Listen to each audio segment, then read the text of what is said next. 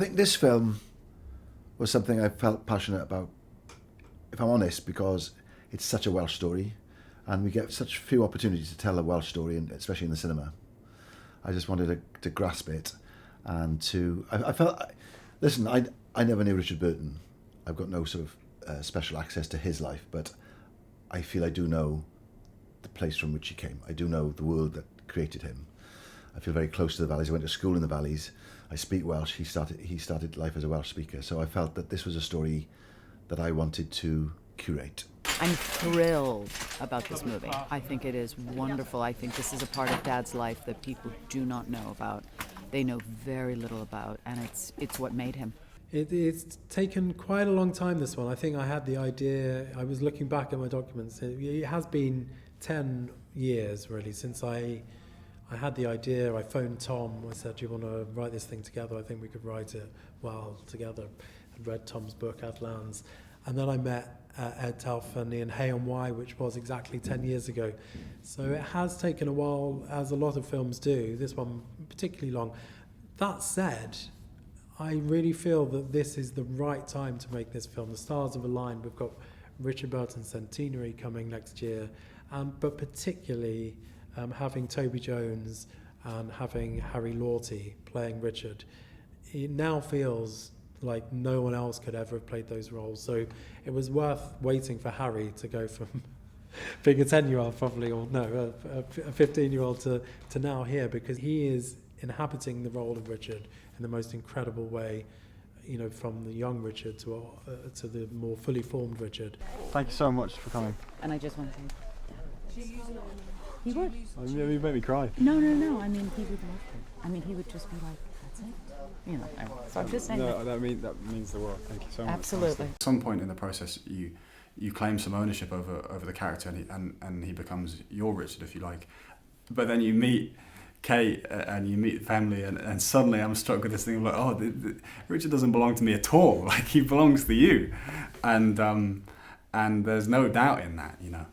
But thankfully, everyone who's visited has been so generous of spirit and so giving and just profoundly supportive with Richard and his memory, and they're really encouraging of what we're doing here, and they support our efforts, I suppose, and they know that we're trying to tell a story that celebrates him and his sort of very special, unique, and wonderful relationship with Philip. And honestly, I genuinely can't articulate what that means. I think when you've put so much work in, and you know, I care about this project so deeply, more than I've ever cared about any work I've done, I think. And to have that kind of approval and that kind of affirmation honestly means the world. And you know, to have such an extraordinary actor playing Phil, and he's sitting right here, Toby Jones, you know, we were so thrilled.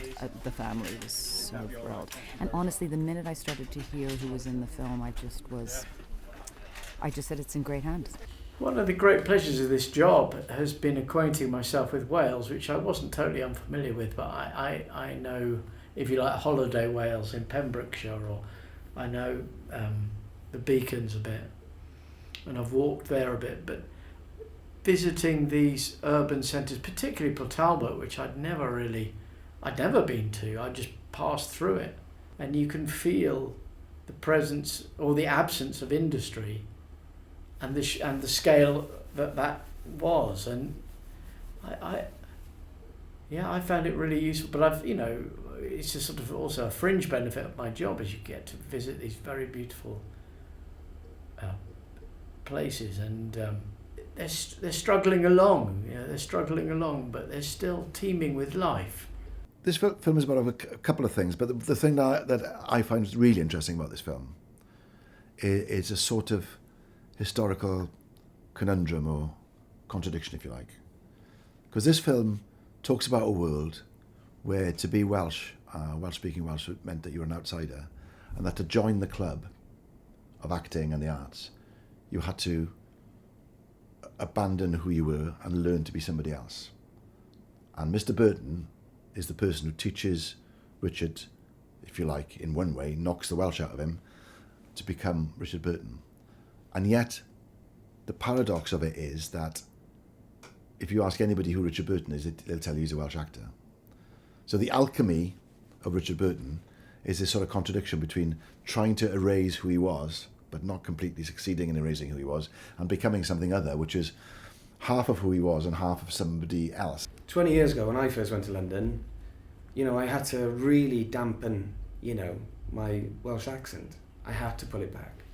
Because when you do meetings with different broadcasters and different casting directors and producers, they go like, oh, can I hear a little lilt there? And because they knew you had an accent, you had to work harder for them to feel like you were capable of doing a different accent.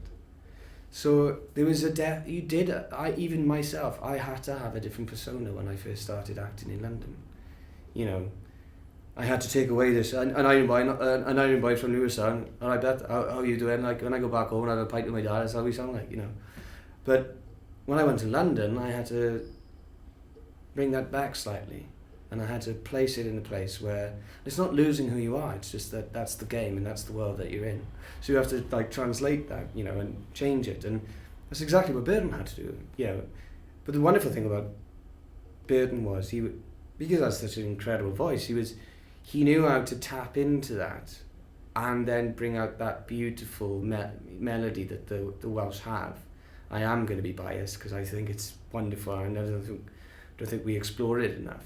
And hopefully we get to see more of that. I completely relate to that, and I know a lot of my Welsh actor friends also relate to that when you first start out, I remember when I first started, the amount of times I get emails through for auditions and it would say any regional accent, but in brackets it would often say apart from Welsh.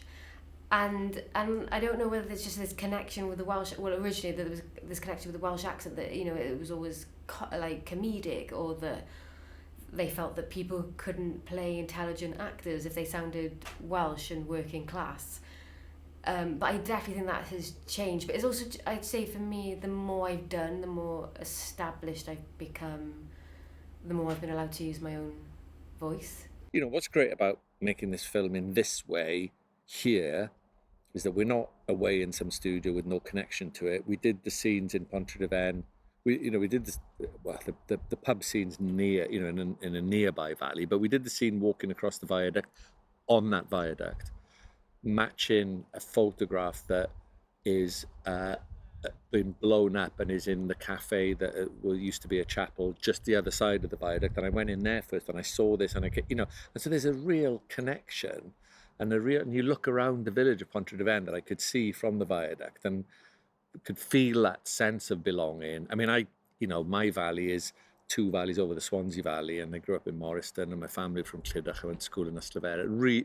This is really not far from Pontrhydyfen. It's just literally over a couple of hills, And I know these people. I know this guy, not literally, obviously, but I know guys like this, and I know families like this, and I know that culture. I think everybody instinctively tells stories about the people and places that they know. And for us, the team at Severn Screen, we have a real passion for the patch that we live on, the little part of the globe that we inhabit, which is Wales, and telling stories that reflect the people and place, I think is really important. If we don't tell our stories, who the hell is going to tell them? Do you know what? The production on this, and I know when you hear people say things like, oh yeah, on Coronation Day, oh, we're all like a family. It's one of the nicest production teams I've ever worked with, because everyone's the same. I think when you do smaller jobs, you've got more heart in it because everyone's up against it, because you haven't got money to throw at things and fix things. So each department struggles with a low budget, but I think it gives you the best creativity. And because you're all in the same boat, you all help each other out. In my last week, there's a very strong sense of everyone having really enjoyed being so hands-on with it, whether that's working with the writers from my point of view, or whether it's people learning on the job as runners. It's an adventure, and the bit that always reminds me is an adventure is when I'm up a hill, and that is very, very like being a kid again, because actually let's try and make this story on top of a hill in Wales, and that always feels like sometimes a ridiculous proposition because of the weather and because of getting up there, and then when you're there in costume, when the actors are in costume and you're acting something out, there's something quintessentially free and childlike about that because it's just ridiculous. It's great, and I there's always a part of me that wants that to feel like fun for everybody because I think it's like, let's go up the hill and tell a story, you know.